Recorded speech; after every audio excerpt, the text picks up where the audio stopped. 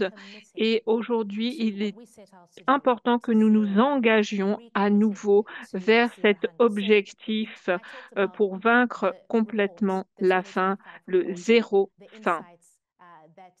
J'aimerais revenir sur Ce que nous allons discuter, on a Matthias Mögele parmi nous, qui est le secrétaire général et le représentant de Welthungerhilfe, qui va nous parler du rapport bientôt. Mais avant qu'il arrive, j'aimerais revenir à notre sondage pour que nous puissions mieux apprécier qui vient d'où. Alors, vous avez la possibilité de voir cette fenêtre qui s'ouvre devant vous. Alors, nous avons une grosse partie du public vient d'Europe, mais nous avons une représentation de partout dans le monde. On a l'Afrique subsaharienne qui est mon chez moi.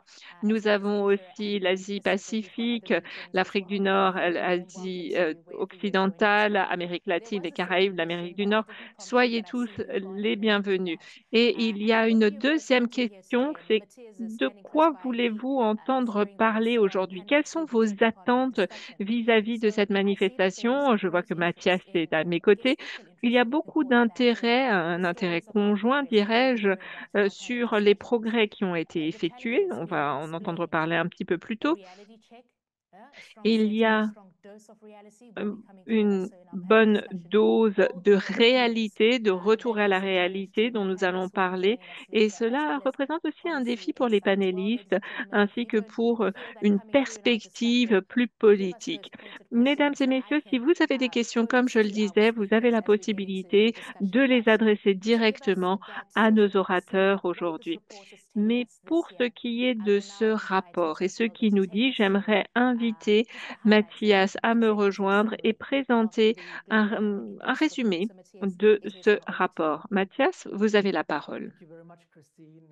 Merci beaucoup Christine. Mesdames et messieurs, bonjour. C'est un grand plaisir. Je suis ravie d'être avec vous aujourd'hui et de ma part, soyez tous les bienvenus de la part de Welthungerhilfe, mais aussi de Concern Worldwide et de l'Institut international du droit de la paix et des conflits armés qui sont les co-auteurs de ce rapport. J'aimerais souhaiter la bienvenue à tous nos panélistes, nos experts qui figurent de manière très proéminente dans le report de cette année. Publié chaque année depuis 2006, l'indice suit les tendances à long terme de la faim au niveau mondial, régional et national pour savoir où il est nécessaire d'agir. Nous en sommes à la 20e édition de cet indice, alors qu'aujourd'hui, il y a de gros problèmes d'incertitude à l'échelle mondiale. La faim est de plus en plus alimentée par des crises qui se chevauchent et s'accélèrent, telles que les conflits armés, les chocs climatiques, la fragilité économique et le désengagement politique. Les conflits restent parfois, toutefois, la force la plus destructrice à l'origine de la faim. Au Soudan, théâtre de l'une des crises humanitaires les plus graves du monde, une famine a été détectée dans plusieurs endroits, et ce, dès 2024, et menace de s'étendre depuis tandis que la moitié de la population, environ 25 millions de personnes, devrait être confrontée à une insécurité alimentaire aiguë entre 2024 et mai 2025. À Gaza, et nous le savons, c'est un jour tout particulier aujourd'hui à Gaza, et nous espérons que ces premières démarches entamées aujourd'hui vont amener la paix à Gaza, vont ramener la paix dans toute la région. Mais à Gaza, la situation humanitaire reste catastrophique et les conditions se détériorent malheureusement. L'ensemble de la population est confrontée à une situation de crise. Environ 640 000 personnes, soit environ un tiers de la population, vivent dans des conditions proches de la famine. Le nombre de personnes qui perdent la vie chaque jour des suites de la malnutrition reflète le fait qu'elles se voient refuser l'accès aux services de base et à l'aide humanitaire nécessaire. Des conflits au Myanmar, au Nigeria, au Soudan du Sud alimentent des crises alimentaires supplémentaires. Et parallèlement, les financements consacrés au développement sont soumis à une pression extrême et le secteur humanitaire est en difficulté et ne parvient pas à répondre aux besoins.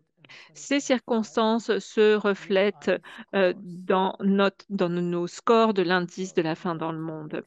Je vais passer à la diapo suivante et j'espère que vous pourrez les consulter en même temps qu'elles s'affichent. Voilà, ça c'est ma deuxième diapo. Tout d'abord, il est très important de comprendre comment nous calculons le GHI et je vais être très rapide dans la manière de procéder. Donc, comment est-ce que les scores sont calculés afin de refléter la complexité de la faim? L'indice combine quatre indicateurs pour évaluer la disponibilité des calories ainsi que la qualité et l'utilisation des aliments. La proportion de la population souffrant de sous-alimentation, c'est-à-dire les personnes dont l'apport calorique est insuffisant, c'est ce que vous avez ici. Nous avons aussi le taux de retard de croissance chez les enfants, c'est-à-dire les enfants qui sont trop petits pour leur âge, reflétant une sous-alimentation chronique. Nous avons aussi le taux d'émaciation infantile, les enfants ayant un poids insuffisant pour leur taille, ce qui reflète également une sous-alimentation aiguë. Et nous mesurons la mortalité des enfants, qui est la conséquence la plus tragique de la faim et de la sous-alimentation. Ce calcul donne ensuite un score sur une échelle de 100 points qui reflète la gravité de la faim de faible à extrêmement alarmante, où 0 est le meilleur score. Donc, personne n'est en situation de famine dans le pays et 100 est la pire des situations. Le score de chaque pays est ensuite classé et hiérarchisé en fonction de la gravité de la situation. Nous utilisons uniquement les données officielles publiées par plusieurs organisations des Nations Unies, l'UNICEF en particulier, mais d'autres aussi, et les organisations multilatérales. Cela signifie que les données du GHI ne sont pas des données actuelles, mais c'est les données les plus récentes qui ont été publiées.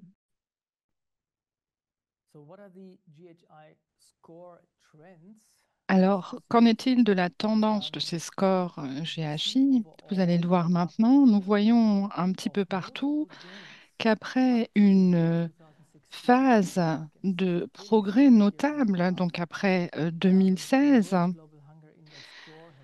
le score GHI, le score mondial de l'indice de la faim dans le monde, n'a pratiquement pas évolué, restant dans la catégorie modérée avec un score de 18,3 en 2025. Et c'est une très légère baisse par rapport à un score de 19 en 2016.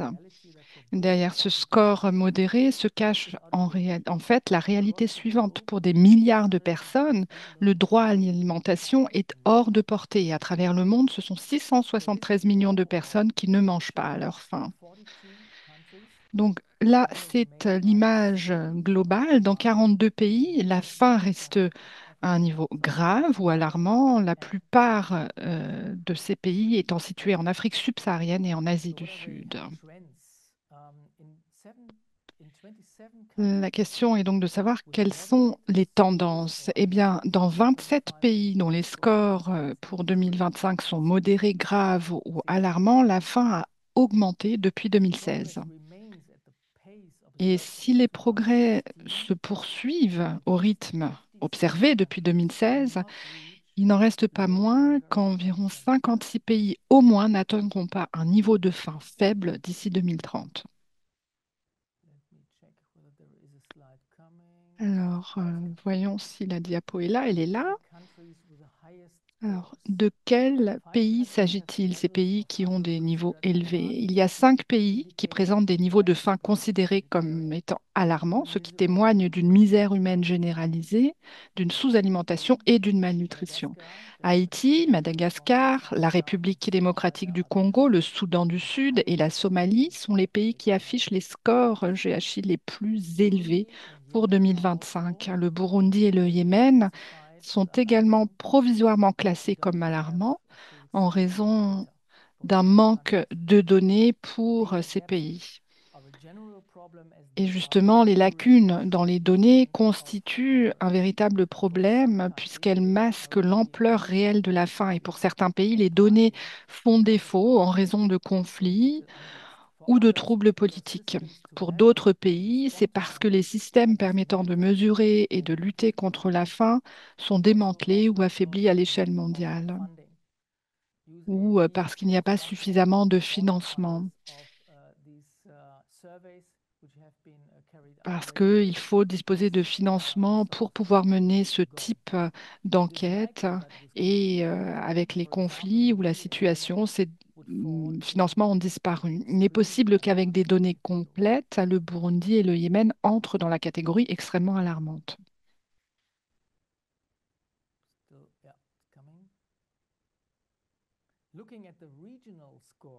Alors, pour ce qu'il en est du niveau régional, le GHI montre que la faim est grave en Asie du Sud et en Afrique subsaharienne. Ces deux régions ont fait des progrès depuis 2000, la faim passant de très préoccupante à grave. Et en Afrique subsaharienne, 35 des 47 pays de la région sont passés à une catégorie inférieure depuis 2000. Et le Cap-Vert est devenu le premier pays à atteindre le niveau faible niveau de faim. Cependant, les progrès ont fortement ralenti depuis 2016, la faim ayant augmenté dans 10 pays. La région avec le plus haut taux est l'Afrique subsaharienne qui continue d'afficher des taux de sous-alimentation et de mortalité infantile les plus élevés de toutes les régions. En Asie du Sud, les taux d'émaciation chez les enfants et plus encore ceux de retard de croissance ont diminué mais restent les plus élevés de toutes les régions. Et pour ce qui est de cette Asie du Sud, ces chiffres restent, comme je le disais, les plus élevés. Ils persistent à des niveaux extrêmement alarmants en raison d'une forte proportion de naissances, de mauvaise alimentation maternelle et autres critères. En Asie occidentale et en Afrique du Nord, la faim est modérée, mais des signes inquiétants indiquent un recul dans la prévalence de la sous-alimentation. La situation la plus extrême se retrouve à Gaza et au Yémen.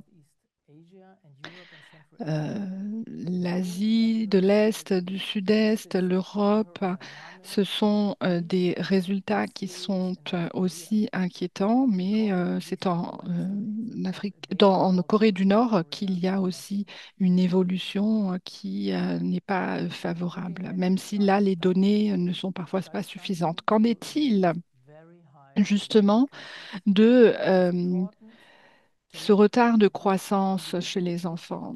Il est important de regarder de plus près ces indicateurs individuels afin d'avoir une meilleure idée de la situation alimentaire dans chaque pays, mais aussi afin de comprendre où se situent les véritables défis. La faim chronique chez les enfants de moins de 5 ans reste un problème grave dans 24 pays. Le retard de croissance chez les enfants est un véritable problème dans 24 pays et ce chiffre a même augmenté. Ce pourcentage est même le plus élevé au Burundi, avec 55% des enfants qui, au Burundi, euh, euh, ont un retard de croissance, ce qui est un chiffre en légère hausse par rapport à 2016.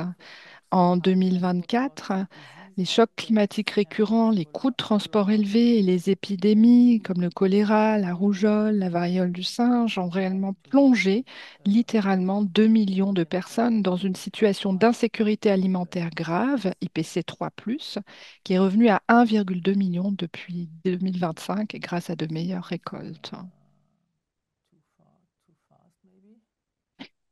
Je crois que nous sommes allés trop loin dans la diapo. Voilà, c'est celle-ci.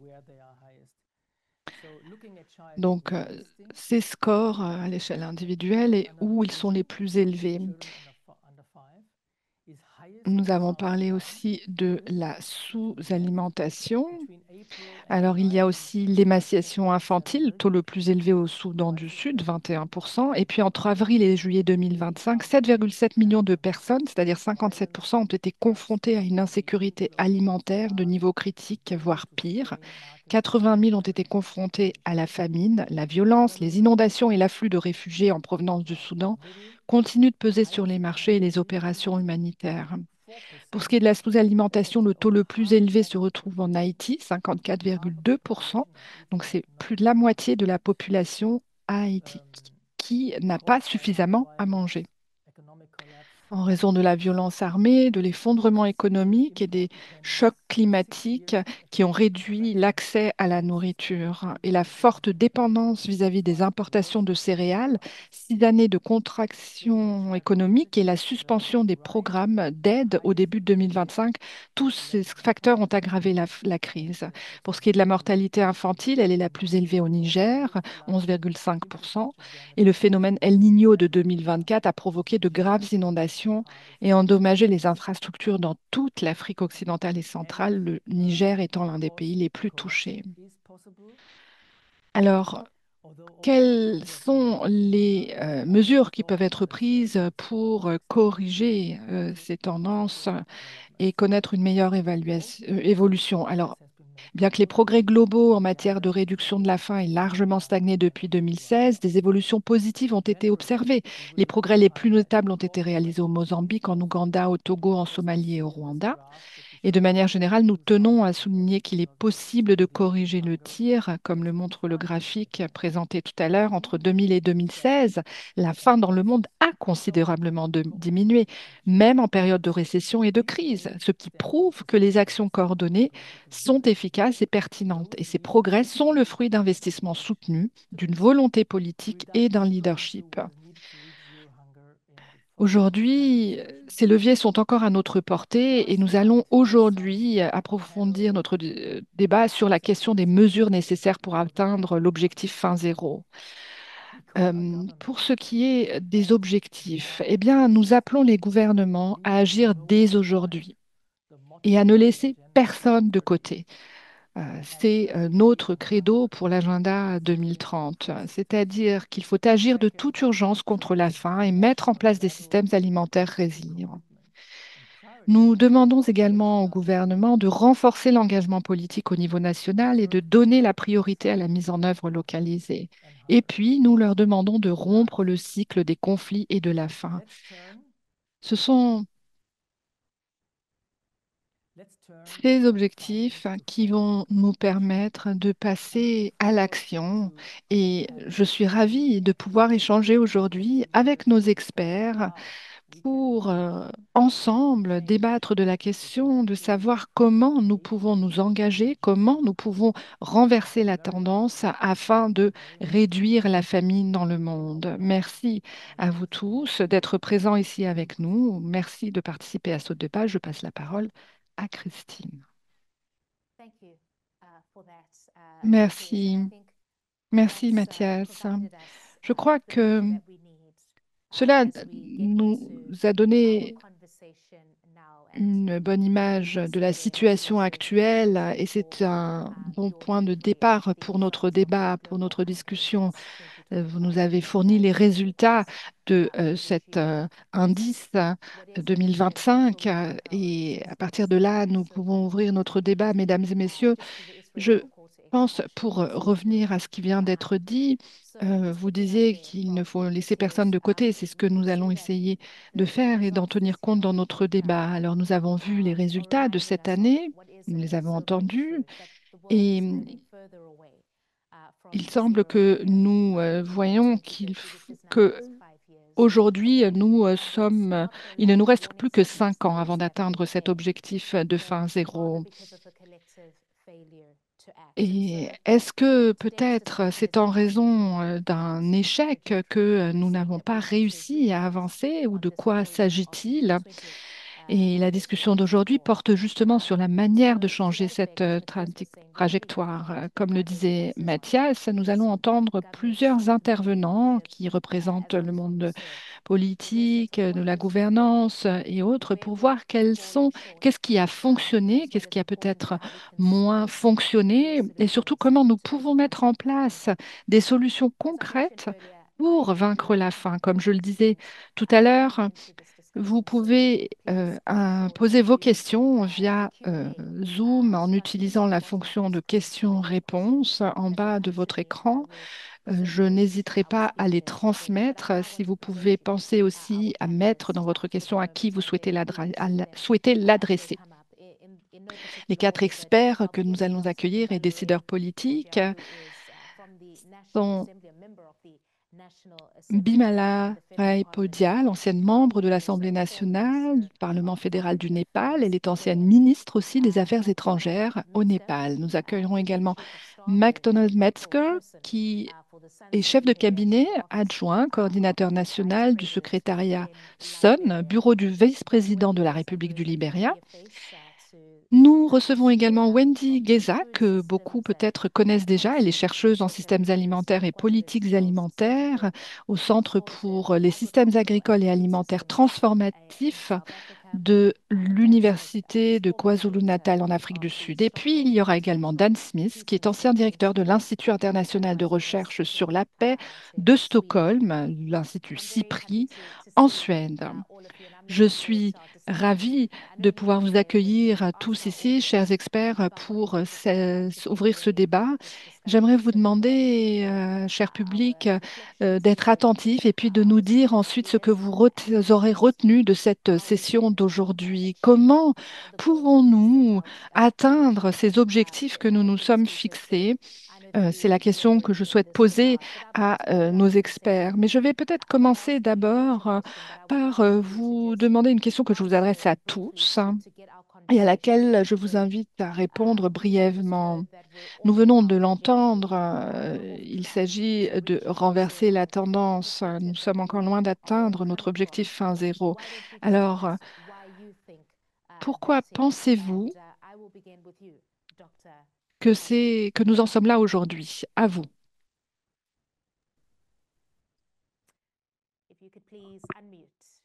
Je vais vous inviter à activer votre micro, s'il vous plaît, Bimala. Oui, bonjour à tous. Je suis très honorée et c'est un grand privilège d'être avec vous tous aujourd'hui.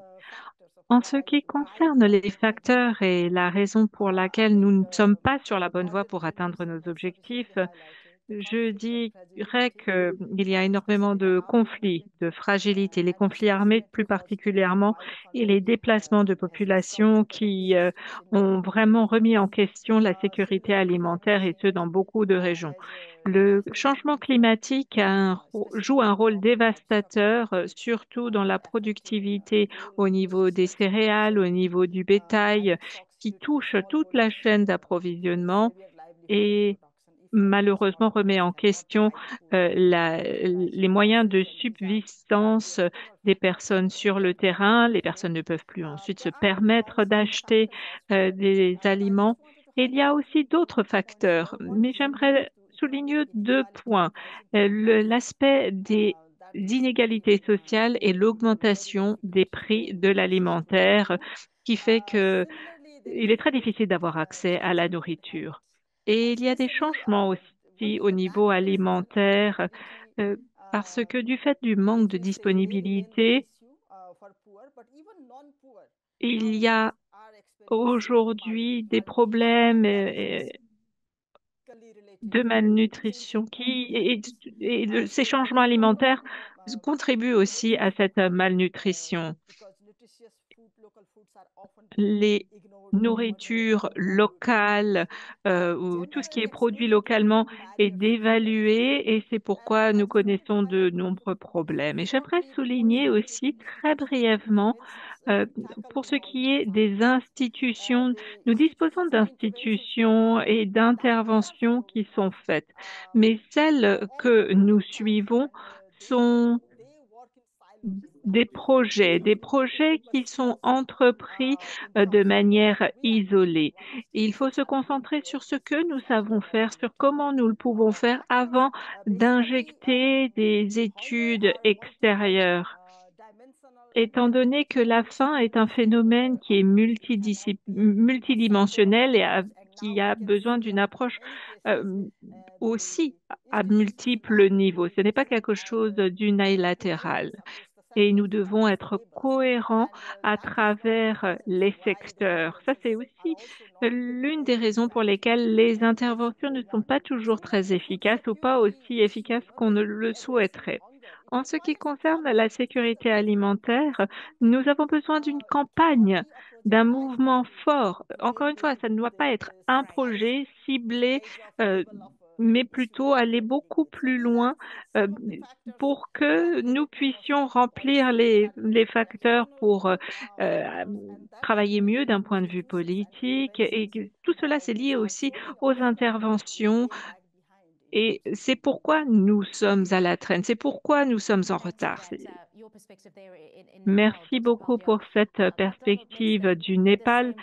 McDonald Metzger, je vous pose la même question. Pourquoi est-ce que nous ne sommes pas encore sur la bonne voie pour atteindre l'objectif fin zéro? Merci beaucoup, Christine. Je suis ravie d'être parmi vous pour représenter notre vice-président et le Conseil sur la nutrition et la sécurité alimentaire du Nigeria. À mon sens, la réponse, c'est que la faim n'est pas seulement un problème de manque d'accès à la nourriture. C'est lié à des échecs multiples au niveau des institutions, de sous-investissement dans les infrastructures rurales et d'un manque de capacité humaine. L'incapacité d'avoir accès à des ressources, l'incapacité aussi de développer des systèmes ou des essais pilotes et de les développer au niveau un peu plus large. Et comme Bimala le disait aussi, il y a la question environnementale, les conflits, on a parlé du Myanmar, du Niger, de l'Ukraine, du Soudan du Sud. Et quand vous prenez tous ces éléments, c'est vraiment la recette pour parvenir à une catastrophe. Les- Il y a des réponses qui doivent être trouvées au niveau politique, économique et pas seulement technique. Il faut comprendre les réalités dans les régions et les pays respectifs. Au Libéria, ce que nous avons mis sur pied, c'est d'amener l'agriculture comme étant au centre de notre développement. L'agriculture, c'est un point essentiel pour un développement inclusif. Nous essayons de nous pencher sur des solutions pour faire croître plus de nourriture, être plus productif. Nous travaillons avec l'industrie pour qu'il y ait suffisamment d'aliments sur le terrain. Je vous remercie pour ce commentaire. Je ne vous interromps pas, mais on reviendra sur les détails tout à l'heure. Mais merci beaucoup d'avoir dressé le tableau de la manière dont vous appréhendez les échecs et les raisons pour lesquelles nous ne sommes pas sur la bonne voie pour parvenir à cet objectif fin zéro. Wendy Geza, quelle est votre perspective? Qu'en pensez-vous? Est-ce que vous pouvez nous dire où nous en sommes par rapport à l'ODD2? Oui, merci beaucoup, Christine. Je crois que pour ce qui est de ma perspective, et les orateurs précédents ont déjà mentionné des éléments qui sont très importants. Tout d'abord, i- il n'y a pas d'effort harmonisé surtout en ce qui concerne les secteurs qui traitent des questions systémiques qui conduisent à la faim. Vous l'avez mentionné, mais si on se penche sur l'agriculture, elle est connectée à d'autres secteurs comme l'énergie, l'eau, la santé, la productivité de l'économie dans son ensemble. Donc, quand on traite de la question de la faim, il faut penser aussi aux liens entre ces différents secteurs. On ne peut pas traiter qu'un seul symptôme. Et si on se concentre sur les sous-régions qui ont été mentionnées, qui n'ont pas vraiment fait de progrès, qui stagnent depuis 2016, ils sont souvent très touchés par les retombées du changement climatique, par des catastrophes naturelles. Et ces régions reposent sur l'agriculture pour le travail, pour l'emploi. Donc, quand on traite la question de la faim, il faut voir comment elle est interconnectée à ces autres effets et traiter donc les différentes racines du problème. Et d'autres choses ont été mentionnées un petit peu plus tôt et j'aimerais les réitérer. C'est une volonté politique durable et pérenne. Lorsqu'il y a des changements, un changement de politique par exemple, il est important que cette volonté politique perdure et que les engagements pris restent les mêmes tout au long des différentes période de gouvernement. Eh, Merci beaucoup pour cette réponse. Dan Smith, est-ce que vous pouvez nous donner des éléments de réponse supplémentaires?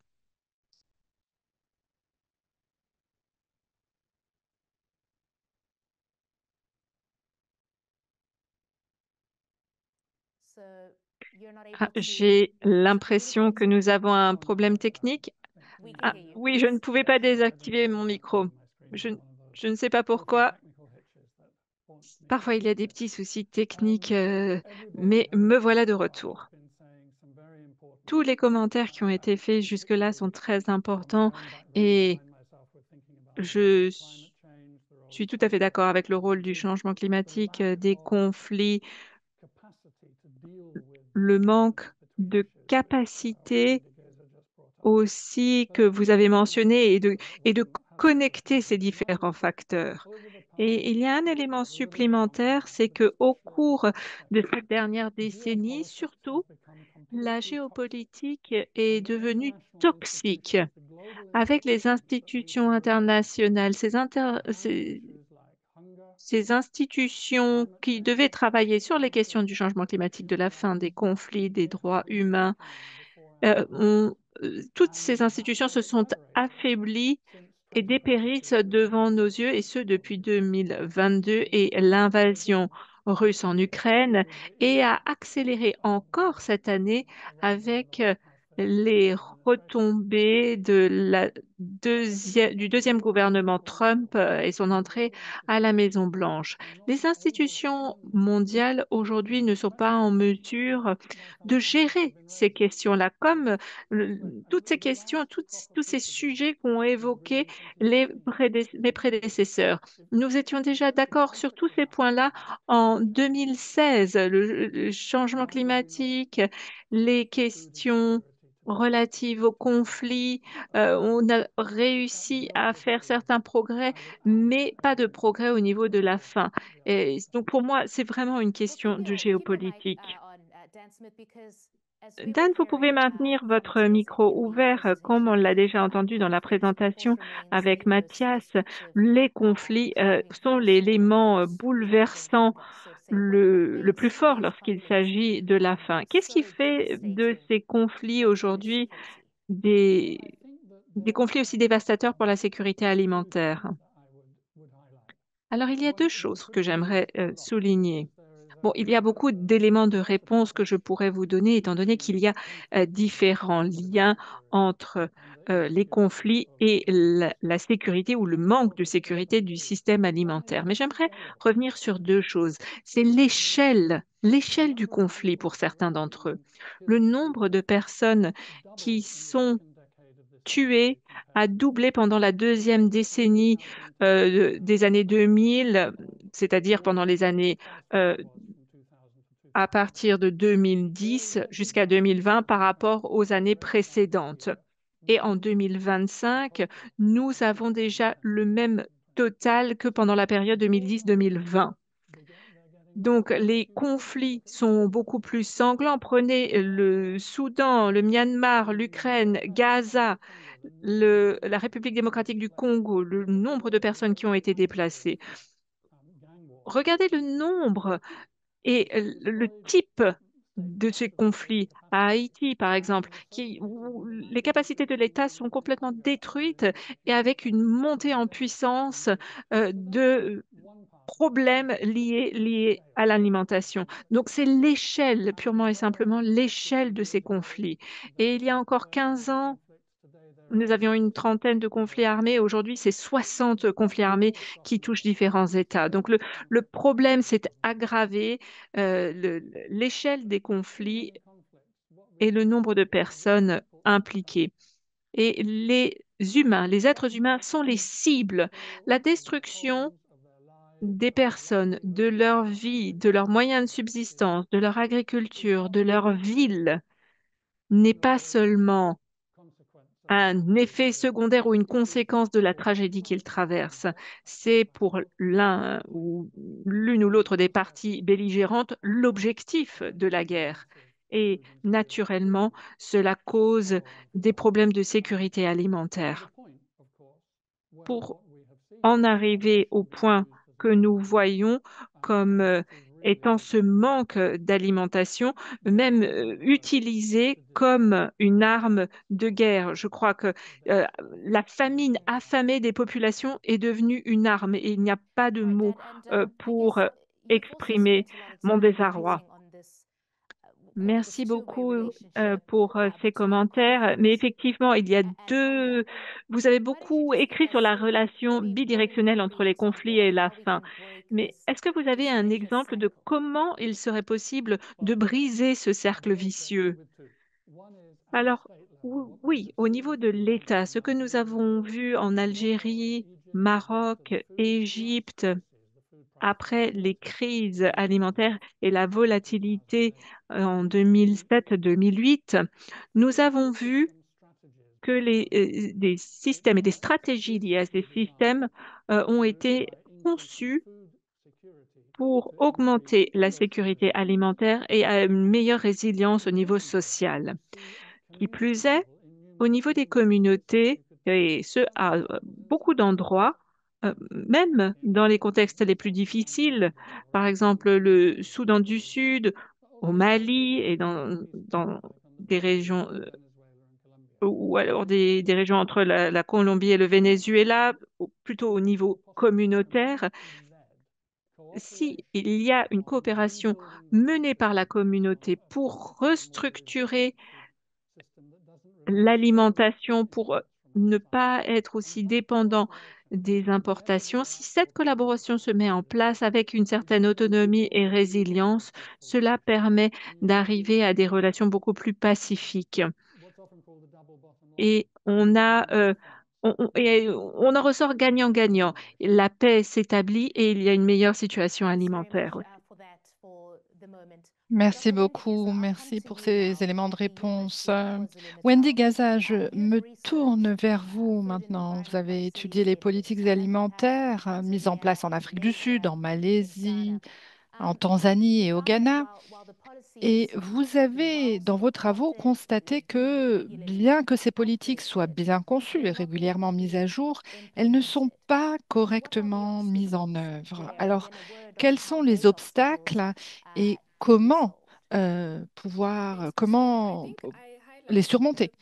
Merci pour cette question. Je crois que j'ai déjà évoqué certains éléments de réponse lors de mon intervention précédente. Mes travaux ont montré que le plus gros défi que nous avons à relever, c'est que nous n'avons pas suffisamment d'investissements multisectoriels, des les ministères, les différents services ne sont pas en mesure de traduire leur financement, leur aide en action. Et donc, nous nous rendons compte que les mesures décidées ont du mal à être mises en place, mises en œuvre. Et c'est la raison pour laquelle nous pensons qu'il serait bon d'avoir des plateformes qui permettent de coopérer, qui permettent réellement de recouper tous ces financements et ces mesures pour les mettre en œuvre ensemble. Et donc, la question est de savoir comment nous y prendre pour éviter que le ministère de l'Agriculture mène son projet de son côté, le ministère de l'Éducation de son côté. Il faut réellement mutualiser tout cela pour profiter des résultats des projets, pour voir quels sont aussi les impacts des projets mis en œuvre et ainsi mieux gérer cette question de la sécurité alimentaire. Donc, il y a beaucoup de problèmes qui sont réels et qui sont reconnus ou identifiés, mais qu'il faut encore essayer, pour lesquels il faut essayer de trouver des réponses, des solutions en commun avec les budgets correspondants. Il faut que nous planifions ensemble, que nous nous engagions ensemble à surmonter ces obstacles et que ensemble nous fassions en sorte de mettre en œuvre les mesures que nous décidons. Ce sont quelques-unes des idées que je propose. Pour ce qui est maintenant de l'impact de toutes ces mesures, eh bien, c'est que en travaillant ensemble, eh bien, il y a peut-être aussi plus de chances d'avancer mieux et d'éviter de dupliquer les mesures. Et je crois qu'aujourd'hui, la situation est telle que comme chacun agit de son côté, il y a encore trop de mesures qui sont dupliquées et qui ne permettent pas d'avancer suffisamment. Donc ça, c'est une question de perspective, je pense. Très bien, merci, Madame Guéza. Justement, vous soulignez cette nécessité de coopérer, de trouver des partenariats pour éviter de dupliquer les projets. Mais est-ce que vous pourriez nous en dire plus là-dessus? Ces plateformes, à quoi doivent-elles représenter et pourquoi ces plateformes qui favorisent les partenariats et la collaboration sont-elles essentielles pour mettre en œuvre une politique alimentaire réussie? Eh bien, je vais vous donner un exemple. Avec l'équipe de recherche de mon université, nous assistons la politique nutritionnelle et alimentaire dans notre pays. Et donc, ce que nous voyons quand nous travaillons avec ce service, c'est que nous voyons plusieurs niveaux, le secteur privé, les universités, les organisations de la société civile, des organisations qui représentent différents secteurs aussi, ou des jeunes. Et lorsque nous échangeons avec tous ces partenaires, nous voyons qu'il s'agit de définir des objectifs pour les 5 prochaines années et nous réfléchissons au, à ce que ces solutions représentent pour chaque partie impliquée présente autour de la table. Et qu'est-ce que cela signifie? Eh bien, c'est que nous planifions ensemble et nous mettons en œuvre ensemble les idées que nous avons développées en commun. Et de cette manière, nous faisons face à un public qui a des attentes envers nous et qui a aussi les mêmes problèmes que nous allons essayer de résoudre avec les solutions auxquelles nous aurons travaillé en commun.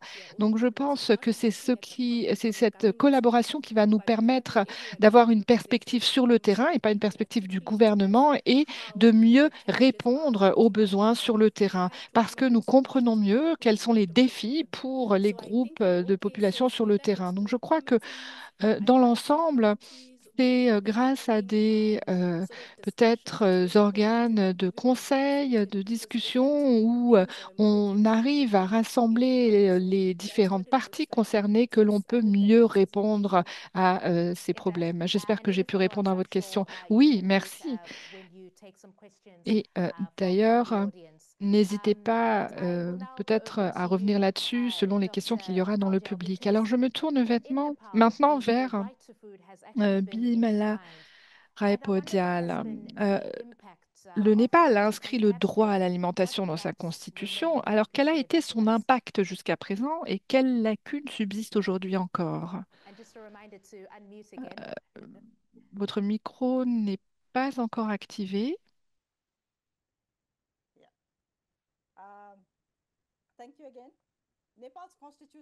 Merci. La constitution népalaise a effectivement inscrit ce droit à l'alimentation, qui est aujourd'hui donc un droit humain.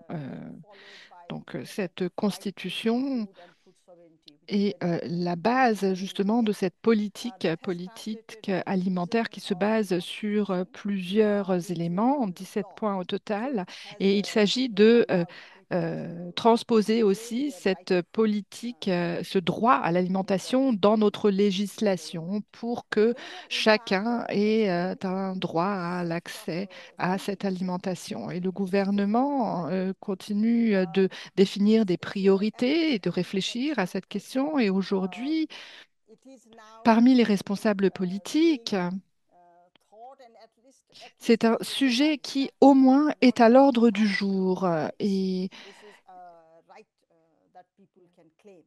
ce monde politique chez nous reconnaît vraiment aujourd'hui, prend conscience de l'importance de ce sujet. Et nous notons donc que ça, c'est déjà un premier impact de cette inscription du droit à l'alimentation dans notre Constitution.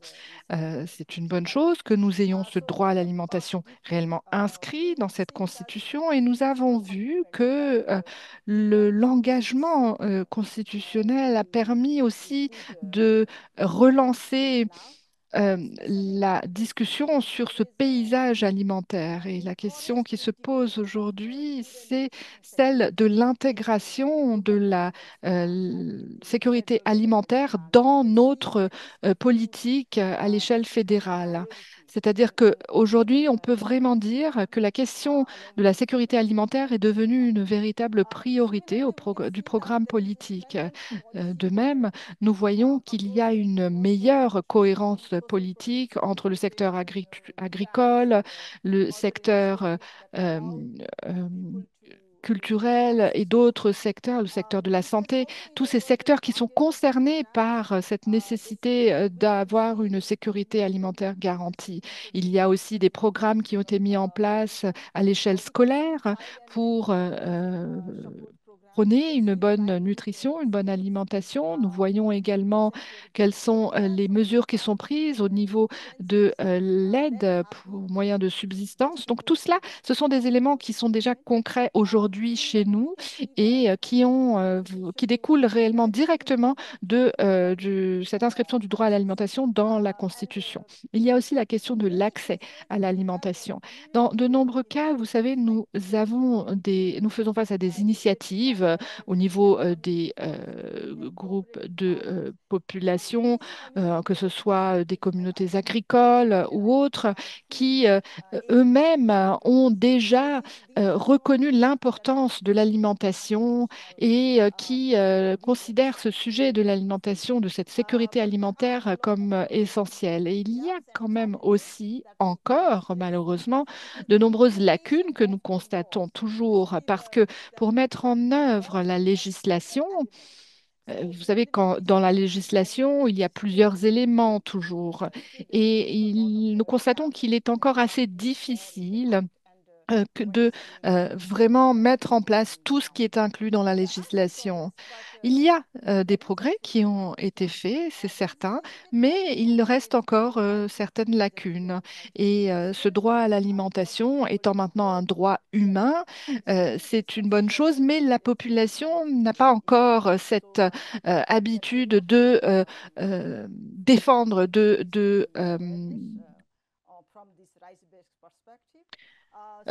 rappeler ce droit humain et d'en faire usage. Donc, il faut dire que cette législation, donc, dans ce contexte, n'est pas encore entièrement mise en œuvre. Il y a des mécanismes qu'il faut développer pour permettre l'accès à l'alimentation. Il y a aussi la question du changement climatique, du choc climatique qui a évidemment euh, aggraver la situation des chaînes d'approvisionnement. On ne peut plus produire et récolter ou distribuer aussi bien que par le passé. Donc, il y a beaucoup de sujets et de critères qui influent sur cette chaîne alimentaire. Mais il y a quand même des normes, des valeurs qui encouragent aussi l'accès des femmes à l'alimentation. Il y a des normes parfois qui sont très strictes. Par exemple, lorsque les femmes sont enceintes et qu'elles n'ont pas cet accès à cette alimentation, cela a des conséquences, bien sûr, sur la suite. Donc, tout cela, ce sont aussi des éléments dont nous voulons encore parler pour les inscrire dans notre Constitution. Et puis, nous constatons également un manque de volonté politique et pour ce qui est de la distribution, de la production et de la distribution alimentaire. Ces deux éléments ne sont inscrits nulle part dans le programme politique. Or, cela signifie que ce ne sont pas encore des priorités réellement. Ça l'est sur le papier, mais sur le terrain, nous n'y sommes pas encore parce qu'il faut avoir les financements pour mettre en œuvre tout cela. Il faut le soutien du gouvernement et ça, c'est quelque chose qui nous fait défaut aujourd'hui. Par exemple, L'alimentation est un sujet qu'on ne retrouve quasiment pas dans les programmes des partis politiques. C'est un sujet qui apparaît juste en amont des élections, très peu de temps avant les élections, mais qui, le reste du temps, n'apparaît pas du tout dans les programmes des partis politiques. Donc, vous le voyez, il y a encore beaucoup de choses à faire pour pouvoir jouir de ce nouveau droit constitutionnel. Merci, Bimala. Mais justement, quant à ces progrès que vous avez déjà accomplis au Népal, quelles sont, d'après vous, les politiques qui se sont révélées décisives pour justement vaincre la faim ou pour permettre en tout cas ces progrès déjà accomplis? Eh bien, vous savez, il y a plusieurs politiques. C'est en fait en conjuguant plusieurs politiques que nous avons pu accomplir certains progrès, que nous avons pu réduire la famine. Déjà, il y a ce droit à l'alimentation inscrit dans la Constitution. C'est quelque chose qui donne un cadre à l'ensemble et qui a permis aussi de changer de changer la donne, de prendre conscience de ce sujet. Et puis, il y a aussi la question de l'accès à l'alimentation et puis de la répartition entre les gouvernements. Le gouvernement local, lorsqu'il est en place, il doit proposer des moyens à la population d'accéder à cette alimentation. Il faut donc qu'il définisse aussi des objectifs et nous avons aussi plusieurs actions sur le terrain. Le gouvernement met en place des programmes de nutrition. C'est une stratégie qui est intégrée et qui fait intervenir plusieurs acteurs multigouvernementaux. Donc c'est quelque chose de multisectoriel, une approche multisectorielle où les ministères, les gouvernements, les groupes de communautés se retrouvent, échangent ensemble pour parler de ce sujet de la nutrition. Et cela a permis de faire des progrès. Et cette stratégie est une approche qui s'est révélée jusque-là utile et nous a permis aussi de réduire la famine. En outre, le Népal a élaboré aussi plusieurs programmes en termes d'alimentation, surtout pour sensibiliser davantage sur cette alimentation saine et sur l'accès à cette alimentation. Et nous avons aujourd'hui un programme sur 1000 jours qui s'adresse aux femmes enceintes, aux femmes qui allaitent et aux nourrissons. Nous avons également mis en place des programmes scolaires et toutes ces mesures ont véritablement un impact sur le terrain, que nous mesurons sur le terrain. Il existe également un programme intitulé Une santé moderne et saine. C'est aussi un programme qui est mis en place pour contribuer à la prise de conscience de la part des populations de la nécessité de bien s'alimenter. Nous nous adressons aux femmes enceintes qui, elles, ensuite, vont avoir un effet multiplicateur et nous leur expliquons comment cuisiner, comment préparer des aliments sains, des plats sains. Donc c'est quelque chose qui se fait plutôt à l'échelle communale et qui a été mis en place par le passé par le gouvernement fédéral, mais qui maintenant est transposé à l'échelle locale par les gouvernements locaux. Donc nous le voyons, il y a beaucoup de mesures qui ont eu de gros impacts. Et il nous faut aussi permettre aux femmes de mieux accéder à cette prise de conscience et à cette alimentation saine parce que c'est elles qui vont ensuite faire passer les informations et qui vont, en éduquant leur famille, aussi nous permettre d'avoir cet effet boule de neige et d'avoir plus d'effets positifs de nos mesures. Il y a aussi la question des revenus. Lorsqu'il y a des revenus pour les femmes, eh bien, nous pouvons nous voyons, nous observons qu'elles sont prêtes aussi à dépenser pour l'alimentation. Ça aussi, c'est un élément essentiel dans l'évolution qu'a connue le Népal ces dernières années et les progrès accomplis au Népal. Donc, il n'y a pas seulement deux ou trois stratégies qui permettent tout cela, mais c'est plutôt de conjuguer toutes ces approches qui permettent de faire des progrès, faire travailler les institutions et faire coopérer tous les acteurs. Merci beaucoup. Et on va revenir à McDonald Metzger et au Liberia parce que votre pays a mis en place une stratégie multisectorielle visant à lutter contre la malnutrition aiguë et chronique. Est-ce que vous pouvez nous donner plus d'informations sur cette stratégie? En quoi consiste-t-elle? Merci Christine. Effectivement, le Liberia a une stratégie qui reconnaît que les compléments ne sont pas la seule chose qui est nécessaire en cas de malnutrition aiguë et chronique. Il faut qu'il y ait une approche multisectorielle, plurisectorielle entre des partenariats privés et publics. Et pour nous, c'est un plan stratégique qui a été lancé en 2024 qui couvre la santé, l'agriculture, l'eau, l'hygiène, l'éducation et la protection sociale. Il y a un projet qui a été mis en œuvre sous l'égide de notre Premier ministre qui préside le Comité sur la sécurité alimentaire et la nutrition. Et l'objectif, c'est vraiment de travailler en faveur de l'intégration dans dans les programmes des communautés, ce type de mesures, encourager l'aspect agriculture, tous les éléments liés à l'eau et à l'hygiène. Et grâce à ce plan multisectoriel depuis l'année dernière, nous sommes aussi dans un processus, et ça revient à ce que disaient les autres euh, tout à l'heure, le problème que on ait une certaine fatigue au Libéria au niveau des bailleurs de fonds, tout ce qui s'est passé avec l'USAID,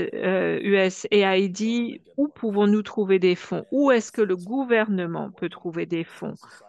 Et c'est pourquoi nous travaillons avec la société civile, des organisations, mais aussi des parties prenantes de nous, du secteur privé, pour pouvoir trouver hors de notre gouvernement aussi un moyen de financer ces stratégies que nous avons mis en place. Et une précision peut-être, l'aspect de l'engagement de la communauté a été évoqué très fortement dans cette conversation déjà. Mais pour vous, au Libéria, l'engagement de la communauté, discuter avec des leaders à l'échelle locale,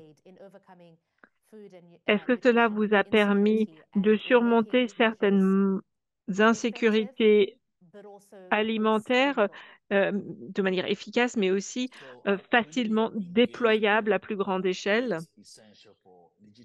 L'engagement de la communauté est absolument nécessaire pour être légitime dans ce que nous faisons et pour disposer d'une certaine pérennisation de ces systèmes et de ces structures. Les leaders locaux ont adopté des interventions euh, pour maintenir les actifs locaux dans leur région. Mais si quelque chose fonctionne bien dans une partie du pays, il est possible que cela soit répliqué ailleurs par le biais des modèles. Et cela permet de donner une certaine autonomie aussi aux populations. On utilise la musique, la radio. On a un groupe qui s'appelle les Crusaders for Peace, les croisés pour la paix. Donc, on peut utiliser des différents types de sons, par exemple les percussions, le théâtre, etc., un petit peu partout dans le pays pour vraiment sensibiliser. Merci beaucoup pour ces commentaires et merci à tous les panélistes pour ces premiers détails, ces premières informations sur some of those areas where we have seen the progress, what has contributed to that, and then the places where the gaps remain. And I think it's strongly come pour through from surmonter les problèmes auxquels nous sommes confrontés. Je crois que on l'a entendu de la plupart des personnes qui se sont exprimées. Il est important de mettre l'accent sur nos engagements pour arriver à la fin zéro. Et maintenant, peut-être que vous pouvez maintenir vos micros activés pour pour tous les orateurs. Mais pour cette collaboration en tant que communauté,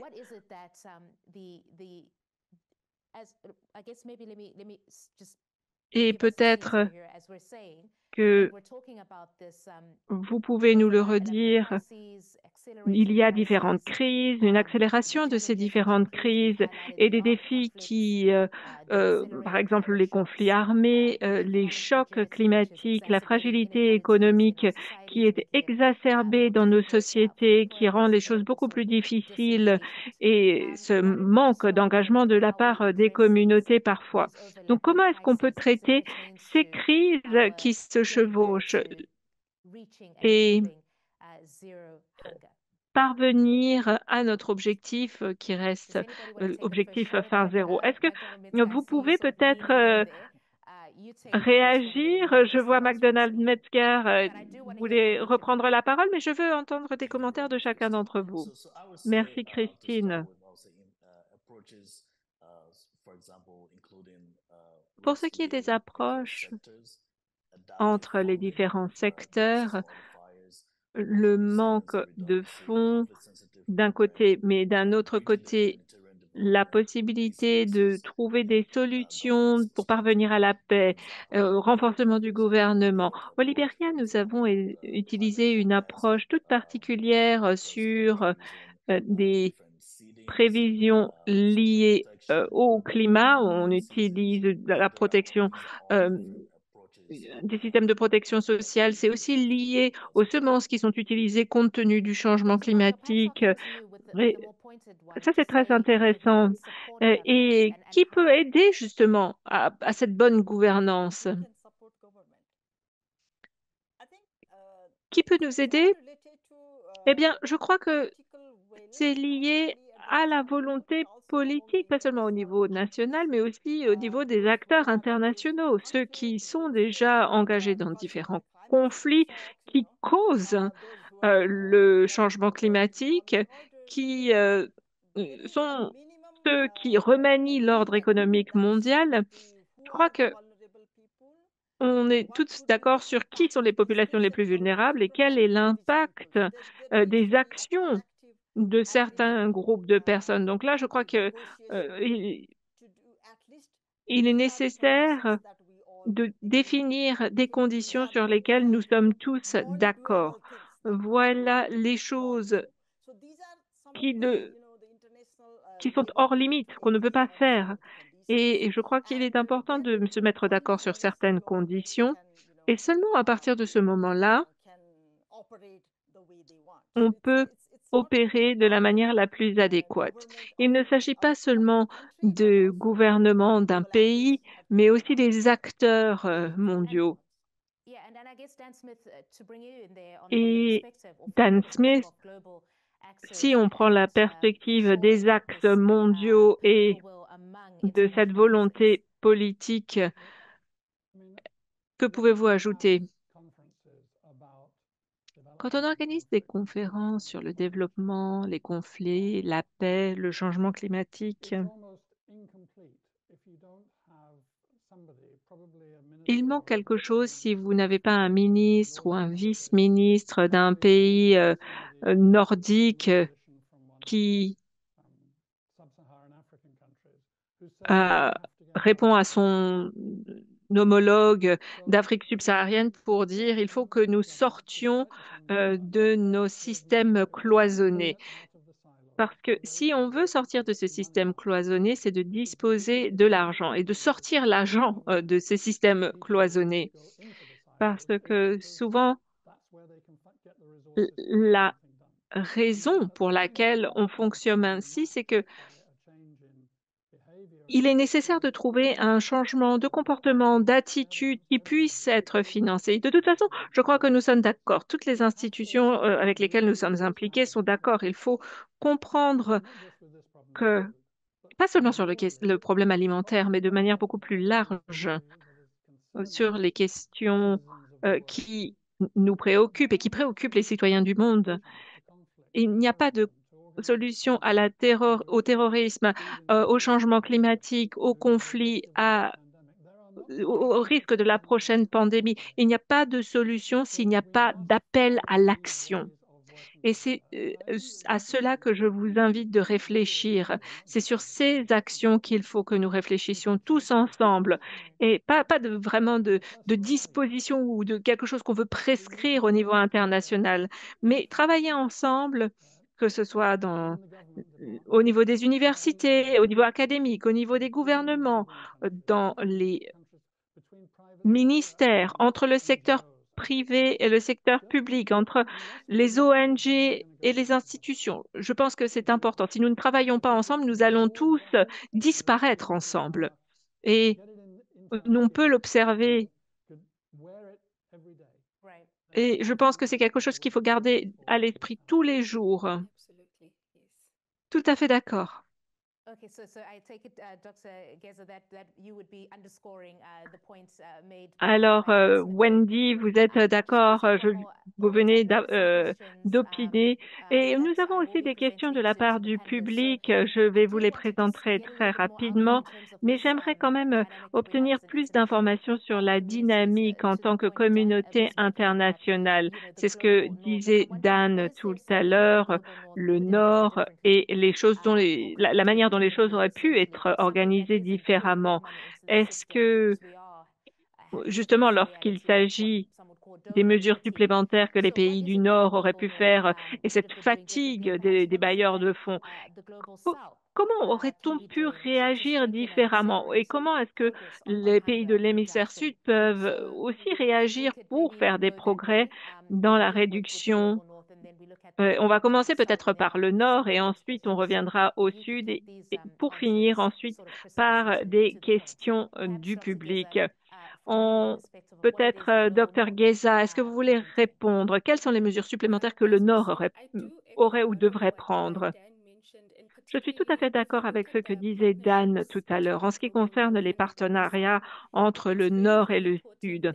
Il est très important dans ces partenariats d'avoir quelque chose d'équitable, d'honnête et de transparent. Si les défis sont des défis de l'ordre de l'hémisphère sud, le Nord impose des solutions ou est-ce qu'on leur donne des responsabilités, on leur donne une autonomie aussi pour qu'ils puissent résoudre leurs problèmes. Est-ce qu'on se concentre seulement sur l'aide, le sauvetage, ou est-ce qu'on réfléchit à quelque chose d'autre, justement, pour leur donner vraiment les rênes d'un point de vue politique, d'un point de vue économique, parce qu'il y a des solutions différentes qui sont appliquées dans différents continents et dans l'hémisphère sud dans son ensemble avec des solutions qui proviennent du Nord. Mais ces innovations ont parfois besoin de financement pour ensuite prendre une ampleur. Si vous prenez l'Afrique, si vous prenez l'Asie, il y a énormément de personnes qui parviennent à trouver des solutions pour résoudre des problèmes du quotidien. Mais encore une fois, là, il faut qu'on ait cet effet d'ampleur par le biais des financements. C'est pourquoi, au niveau personnel, j'ai l'impression que les relations entre le Nord et le Sud sont un petit peu bloquées parce que le Sud a des solutions qui sont liées à des accords de financement et des ressources. Et si on veut avoir accès à ces fonds, il faut disposer aussi d'un mandat. Donc, il doit y avoir une plus grande équité, une plus grande transparence, de l'honnêteté et nous concentrer sur la création Thanks d'une for that point, possibilité Dr. Geza. d'agir. And perhaps McDonald Metzger, very Merci quickly from beaucoup, you, what is it Wendy. that the global south could be Monsieur doing Metzger, to d'après vous, strengthen que pourrait the faire acceleration of le progress Sud pour as we accélérer les progress to zero? progrès en matière de réduction de la faim et comment et pour atteindre aussi cet objectif faim zéro? Eh bien,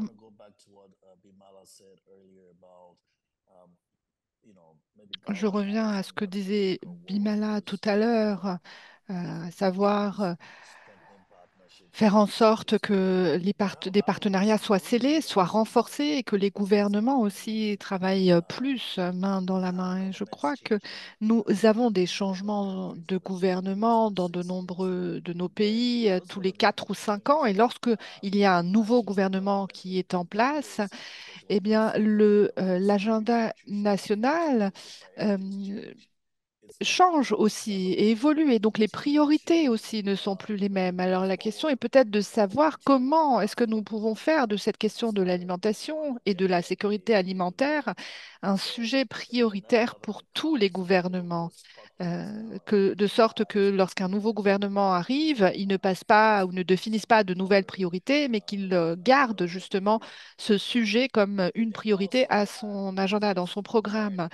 Donc, je pense que c'est aussi une question d'enseignement, d'apprentissage. Nous devons apprendre les uns les autres. Et nous avons vu avec notre coopération avec le Sierra Leone, où là aussi, il y a cette question de l'alimentation, où le score GHI est peut-être été meilleur que le nôtre. Et nous avons essayé de voir ce qui a été fait là-bas, qui a porter ses fruits pour reprendre ces mêmes mesures chez nous, pour transposer ce qui est transposable dans notre pays et atteindre aussi de meilleurs résultats. Et je crois que tout cela se montre encore combien il est important de coopérer. Allez voir ce qui se passe ailleurs, ce qui se passe au Nigeria ou dans d'autres pays d'Afrique, comment renforcer cette sécurité alimentaire. Oui, merci beaucoup, McDonald Metzger. J'aimerais aussi reprendre une question qui a été posée par le public. Nous n'avons plus beaucoup de temps, mais Dan, peut-être que vous pourriez y répondre de manière très brève et concise. Alors, la faim est utilisée comme une arme et pensez-vous que, euh, que cela est une bonne chose si l'on veut lutter contre la faim, Dan Smith? Eh bien, vous savez, moi, je pense que nous vivons à une époque où beaucoup de choses évoluent, peut-être parce que ces crises que nous connaissons mettent en exergue beaucoup des défis que nous devons relever. Et peut-être que c'est quelque chose qui aussi nous freine un petit peu. Mais vous savez, l'aide humanitaire qui s'adresse à la population, lorsque la faim est utilisée comme une arme, eh bien, ce qu'il faut savoir, c'est que il faut essayer de changer la donne parce que la faim ne peut pas être une arme de guerre. Je crois que nous devons essayer de voir comment par rapport à il y a 20 ans ou aujourd'hui, nous en sommes arrivés à une situation où peut-être en Europe, dans les gouvernements ou ailleurs dans le monde, on cherche moins à relever ces défis. Si l'on regarde ce qui s'est passé à l'époque et ce qui se passe aujourd'hui, et je crois que nous pourrons faire mieux encore. Et peut-être qu'il faut essayer de redéfinir nos mesures. Et je ne crois pas que c'est le Grand Nord qui va permettre de trouver toutes les solutions. Je ne crois pas que ce sont les pays du Nord qui vont euh, proposer toutes les solutions au Grand Sud. Non, je crois que nous devons faire preuve d'humilité et être à l'écoute des besoins et des solutions proposées par le Sud. Merci. Madame Guéza, la question s'adresse à vous. Est-ce que le financement de cette sécurité alimentaire a permis peut-être de faire des progrès ces dernières années et quelles ont été les initiatives qui ont été prises? Merci. Alors, la situation est restée relativement stable d'après mes travaux, mais ce que nous constatons aujourd'hui, et je l'ai dit tout à l'heure, c'est que beaucoup des difficultés que nous rencontrons aujourd'hui sont des difficultés qui sont dues au manque de coopération dans le secteur de la sécurité alimentaire, mais aussi au niveau des programmes de nutrition. Beaucoup de pays, en particulier dans le Grand Sud, commencent aujourd'hui à faire face à des problèmes d'obésité et d'autres problèmes de santé. Donc, l'engagement, certes, est toujours réel, mais il y a d'autres problèmes, d'autres difficultés qui surgissent. Et il faut donc que nous voyons, que nous réfléchissions à la manière de voir comment les fonds, les financements disponibles puissent nous permettre de promouvoir une alimentation saine et pas seulement mettre l'accent sur la disponibilité de l'alimentation. Il faut aussi que tout cela soit utilisé, toute cette alimentation disponible soit utilisée à bon escient.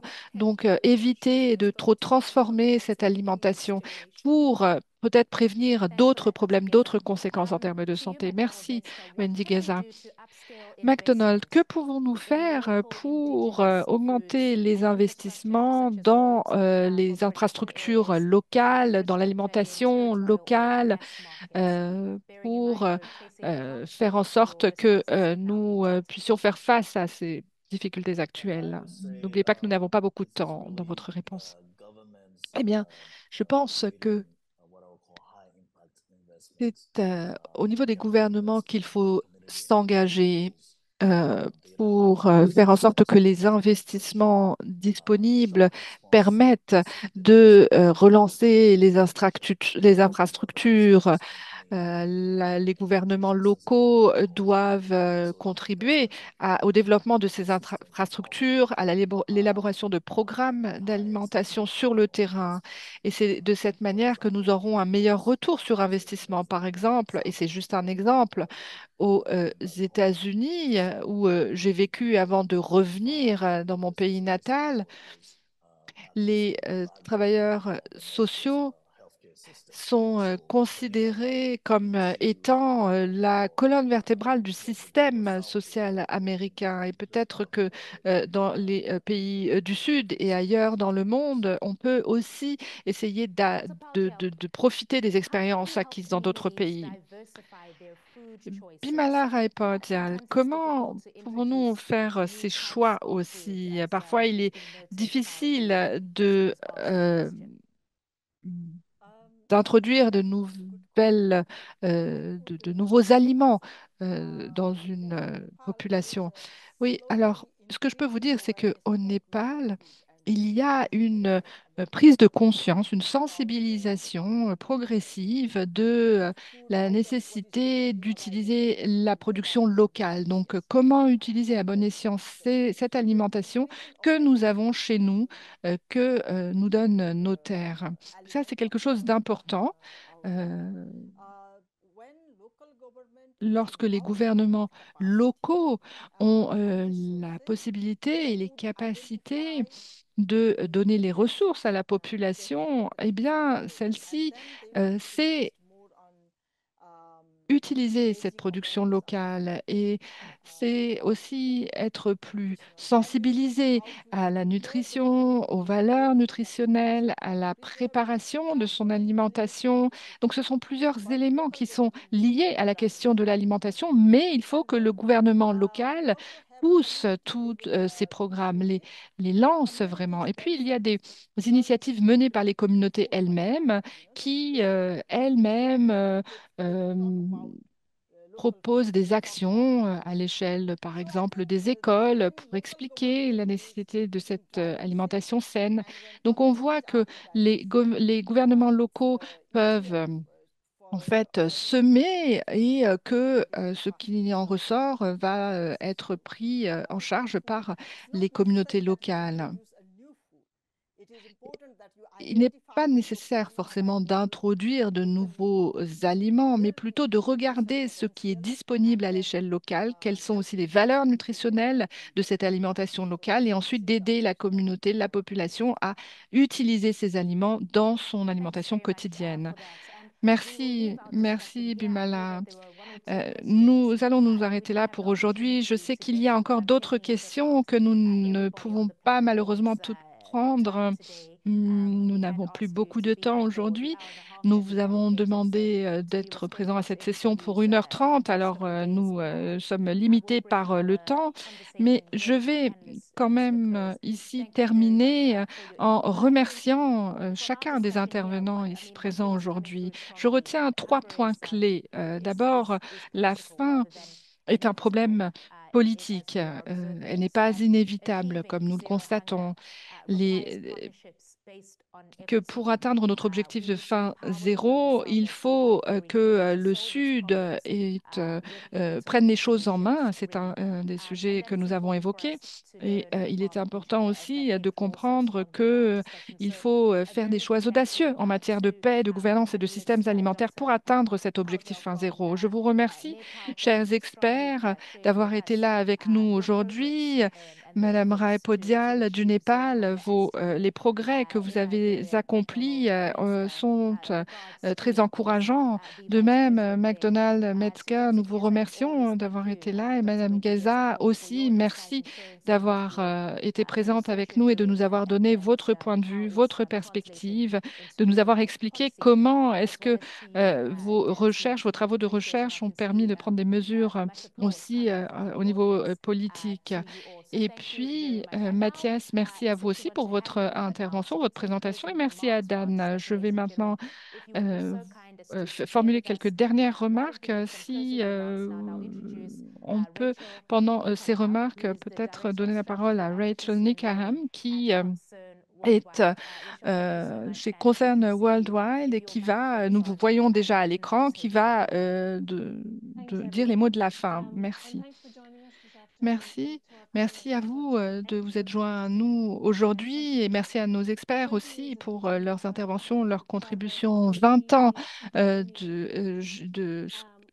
d'indice mondial de la faim, cela nous a montré comment nous avons évolué quand on regarde ce qu'il en est de 2005, Google Maps, YouTube et autres. Tout cela est arrivé après et aujourd'hui, nous voyons combien les réseaux sociaux ont un impact sur nos vies et nous pouvons aussi euh, voir qu'aujourd'hui, la question de la nutrition et de l'alimentation, de la sécurité alimentaire sont importants. Nous savons tout aussi bien qu'il est essentiel de trouver des mesures pour lutter contre cette famine aujourd'hui, pour atteindre notre objectif fin zéro, parce que une fin zéro est capitale pour notre planète. C'est quelque chose un objectif que nous pouvons atteindre et qui doit être durable. Les progrès que nous avons accomplis jusqu'en 2016 n'ont pas été des progrès qui nous sont tombés du ciel. Nous avons mené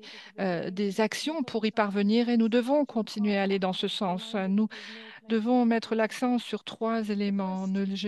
D'abord, ne n'oubliez personne, ne laissez personne pour compte, faire en sorte que ensemble, tous ensemble, nous puissions euh, permettre une sécurité alimentaire, comme l'ont dit McDonald's, accessible à tout, McDonald's et Wendy. Il nous faut aussi et surtout promouvoir la résilience et une meilleure agriculture. Nous devons également faire en sorte il y ait un meilleur accès à cette alimentation. Il nous faut renforcer à l'échelle nationale les engagements des politiques et faire en sorte que les communautés et l'engagement de chacun envers ces ODD que nous nous sommes fixés soient concrets.